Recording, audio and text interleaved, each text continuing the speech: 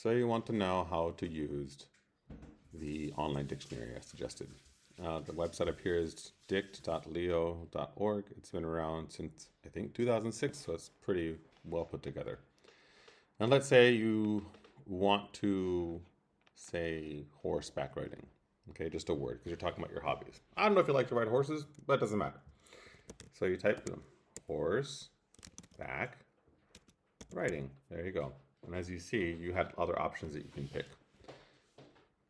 Usually the top one makes the most sense, usually, das Reiten. But if you're not entirely sure, you have them in brackets here, so sports. Don't pick the one that you think looks good. This is politics and geography, Verwaltungsbezirk. No. But if you want to say, I like to ride horses, right? To ride down a little bit, to ride something, reiten. Okay. Ich reite gern. Okay, that works. I'll know you mean horses. But riding versus horseback riding has little forum discussions as well. But if you say, well, I don't so much horseback riding, I like to ride my bike. So you say, ride a bike. Let's see if anything comes in there. Yeah, to ride a bike. There you go. Here it is, colloquial Radfahren. Okay. So, ich fahre gerne Rad. So, Fahrrad is a full word. This means colloquial. But it's got a lot of other vocabulary words here that are also pretty cool, To go for a ride, Spritztour machen, And if you're not sure what Spritztour macht, you can click on it, and there it goes, jaunt.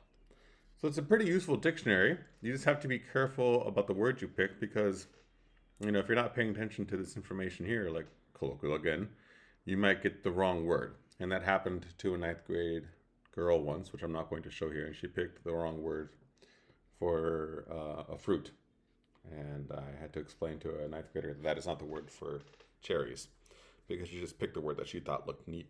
And I said, no. So say you say apple, right? Apple, there you go. B-O-T, you don't want that, it's botany. Apple, Apfel. Now, here's the cool part about it, which I like. Let's say you want the verb to fly, right? So it's like to fly. There you go. And here you have the word fliegen. And you want to say, I fly. You click on this little thing here. Pink. Ich fliege. For now, only focus on this one.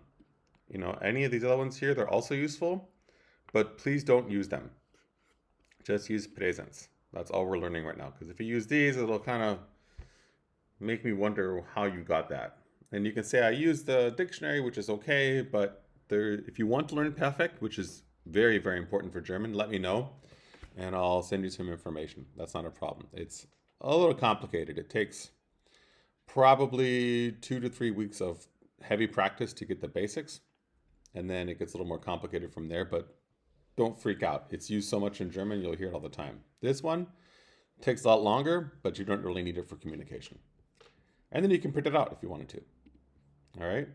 So that's what I like about the dictionary. It gives you lots of different possibilities. You can click on a word if you think it's interesting. You can go down a rabbit hole, which is what I've done before, and just learned a whole bunch of stuff. Now, if you say, well, let's see what else in other languages. Well, let's pick Italian. Well, there's no fly, so you say fliegen, volare. And it also conjugates a verb for Italian. But you don't need that because you're not learning Italian. But if you knew another language that you're stronger in as opposed to, English, you can pick that one too. All right, there's more to this website, but all you need to know for this is that.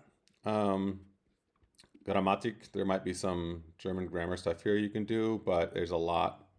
If you're interested in this, let me know and I'll make a video for that as well.